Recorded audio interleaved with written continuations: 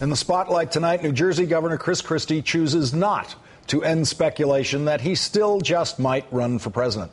Last night, Christie praised himself for his budgeting skills and taking on public sector unions in a speech before a sold-out crowd at the Reagan Library in California. Christie also rattled off a long list of lies about the President of the United States, beginning with the despicable insult that President Obama is, quote, a bystander in the Oval Office.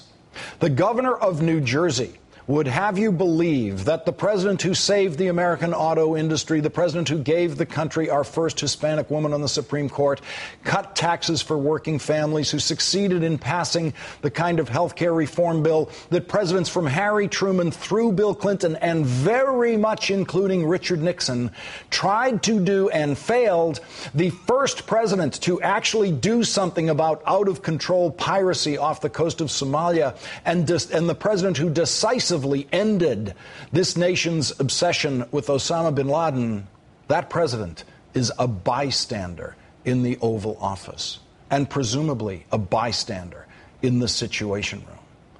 Then, to the delight of his Republican audience, Christie lied about the president's policies and the president's rhetoric. Telling those who are scared and struggling that the only way their lives can get better is to diminish the success of others. Trying to cynically convince those who are suffering that the American economic pie is no longer a growing one that can provide more prosperity for all who work hard. Insisting that we must tax and take and demonize those who have already achieved the American dream. That may turn out to be a good re-election strategy, Mr. President, but it is a demoralizing message for America.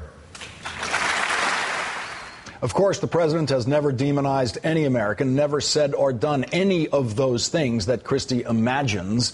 But Christie knew he was working in a fact-free zone. No one in that audience was prepared to recognize the truth if Christie had suddenly stumbled into telling it. After the speech, a particularly emotional audience member in the swoon of Christie mania begged Christie to reconsider his decision not to run for president. I mean this with all my heart. We can't wait another 4 years to 2016. And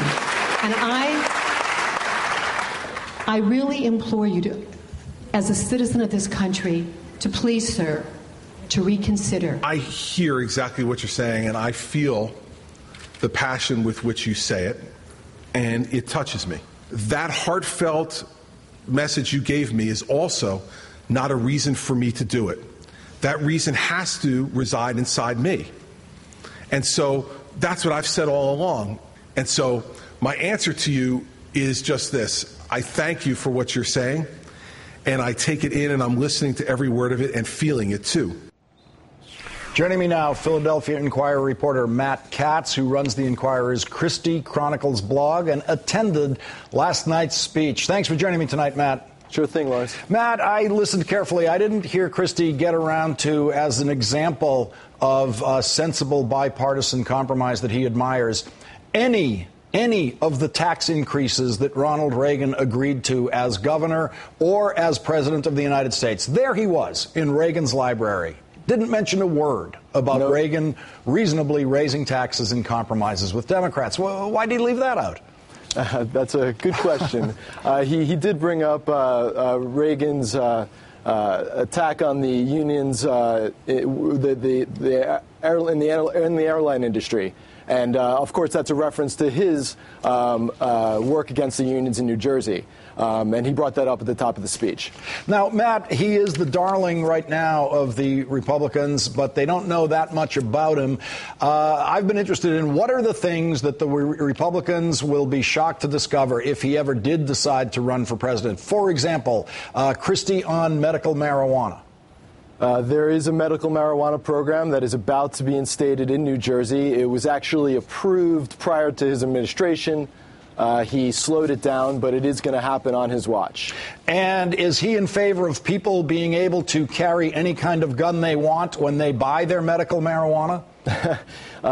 Gun control is not much of an issue in New Jersey, but it did come up during the campaign, and he's supported expressed support for New Jersey's gun control laws, which are some of the most stringent in the country. So, yes. Now, Matt, it's good business for any politician to be talked about as a presidential candidate. It helps his fundraising for his own reelection as governor. It helps everything you do as a politician. If he were to call up senators and congressmen in Washington today from other states needing their help on something for New Jersey, they're going to grab their phone. So there's a tremendous benefit to him, even if he has no intention of running for president, to allow this stuff to go on as long as possible. Has it been generally helpful to him among voters in New Jersey?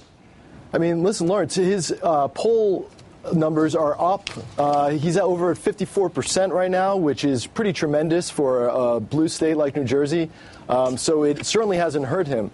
There's a theory that maybe, New Jerseyans who might be skeptical of him, they see him go around the country, get a standing ovation all over the place, and there must be something to him. So they like him because everybody else likes him. Maybe that's what's going on. Mark, quickly before you go, do you have a bet on whether he's going to run?